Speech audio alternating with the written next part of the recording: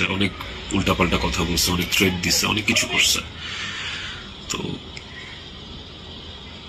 আমি ট্রিগার করি নাই, আমি অন্তত চাই নাই যে ও সুইসাইড করুক। আমার কাছে ইকরা শুধু আমার ওয়াইফ ছিল না, আমার কাছে না বইলেই কিছু পারলাম না। এর মনে করতেছে আপনারা কে কি বলবেন জানি না।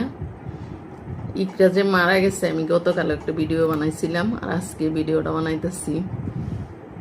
আলবি মনোকালকে লাইভে আসছিল, ওইটা আজকে ঘুমের তুইটা আমি দেখছি। এর মতো তার নিশা কন্যা, রাত জায়গা জায়গায় নিশা করি আর লাইভ করি, এরকম নিশা কন্যা তো আমরা একটা সংসার আছে, ফ্যামিলি আছে।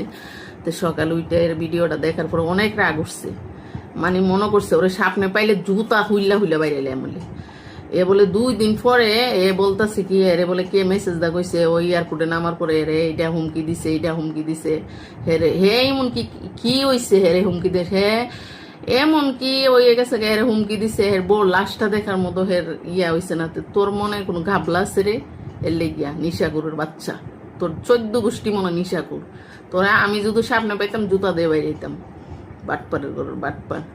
হেতে এর একটা অপরাধ তো তুই বউর লাশ দেখতে আইসিস না, দ্বিতীয় অপরাধ তুই 2 দিন পরে লাইভ আইসি। তুইটা আমাকে তোর মতো নিশা খুঁজে এগুলা বিশ্বাস করবে, নাহলে আমরার মতো মানুষের তোর এই কথাগুলো বিশ্বাস করতাম না। মেয়েটার জীবনটা গেছে, এক মার একটা মেয়ে, এর বাপ মা কিভাবে থাকবে এটা তুই ইয়া না করে তুই বলিস কি তুই একদম ইমোশনাল হয়ে গেছ, সেই জন্য কথা বলতে পারিস না। আর এর বাপ মার আর কোনো সন্তান আসেনি, তোর মার তো আরেকটা পোলা আছে।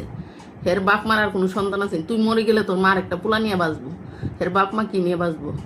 তুই কস তোর সন্তানের দেখবো, তোর সন্তান তুই মরে গেলে হের তোর মা বাপ আছে, হের নানা নানি আছে, হেরা দেখবো। তুই মরি যা, তুই মরি যা উচিত। আর কিছু বললাম না তোরে, তোর বলতে গেলে লজ্জা লাগতেছে।